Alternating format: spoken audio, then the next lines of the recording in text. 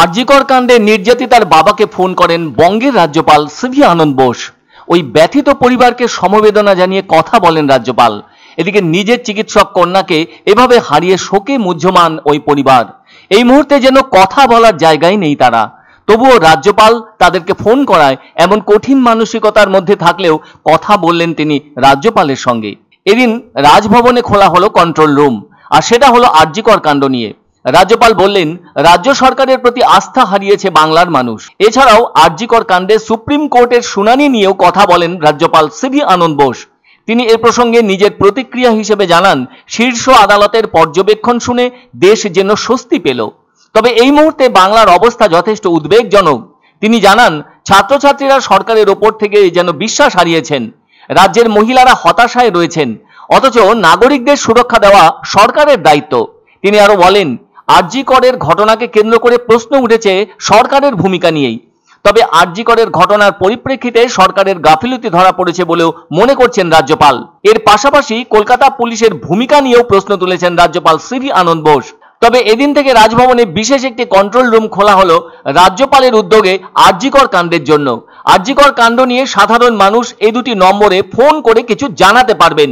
ওই দুটি নম্বর হলো 03322001641 এবং 9289010682।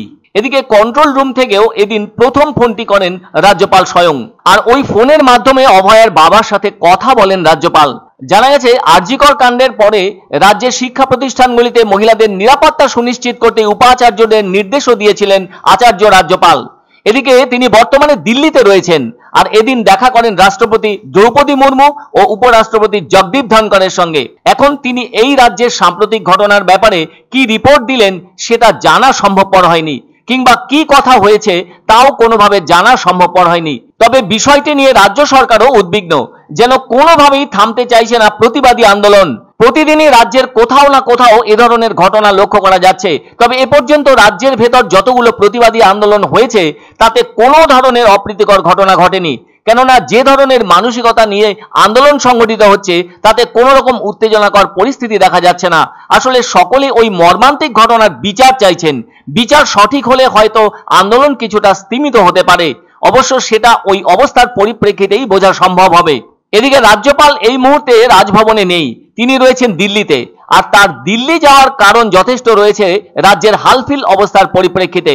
এখন রাষ্ট্রপতিকে তিনি কি জানালেন, আবার উপরাষ্ট্রপতির সাথে কি কথাবার্তা হলো, সবটাই তিনিই জানেন। রাজ্যে ফিরে এসে যদি সংবাদ মাধ্যমে নিজে থেকে কিছু বলেন তাহলে সে সম্পর্কে আঁচ পাওয়া সম্ভব হবে। তবে এই মুহূর্তে দেশের মধ্যে সবচেয়ে বেশি নজরে আছে পশ্চিমবঙ্গ, আর সেটা আরজিকর কাণ্ডকে কেন্দ্র করেই।